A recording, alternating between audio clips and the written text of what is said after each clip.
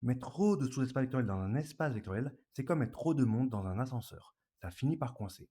D'abord, montrons que si dim de f plus dim de g est strictement plus grand que dim de e, alors f intersecté avec g n'est pas égal au singleton vecteur nul. Ensuite, on généralisera avec 3 sous-espaces vectoriels. D'après la formule de Grassmann, on connaît la dimension de f intersectée avec g. Comme f plus g est un sous-espace vecteur de e, la dimension de f plus g est majorée par n. Ainsi, en utilisant le fait que la dimension de f ajoutée à celle de g est strictement plus grande que n, on obtient que la dimension de l'intersection de f et de g est strictement positive. Cela prouve que f intersecté avec g n'est pas réduit au singleton vecteur nul. Pour l'intersection des trois sous-espaces vectoriels, posons g tilde égale g intersecté avec h.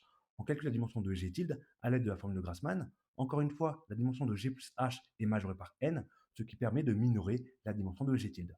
En rajoutant la dimension de f à cette inégalité, on obtient une minoration de la dimension de f plus la dimension de g tilde. En utilisant l'hypothèse que la somme des trois dimensions est strictement plus grande que 2n, on obtient que dim de f plus dim de g tilde est strictement plus grand que n. Ainsi, d'après la question 1, f intersecté avec g tilde n'est pas réduit au vecteur nul. En conclusion, en remplaçant g tilde par sa définition, on obtient que l'intersection des trois sous-espaces vectoriels n'est pas réduit au vecteur nul.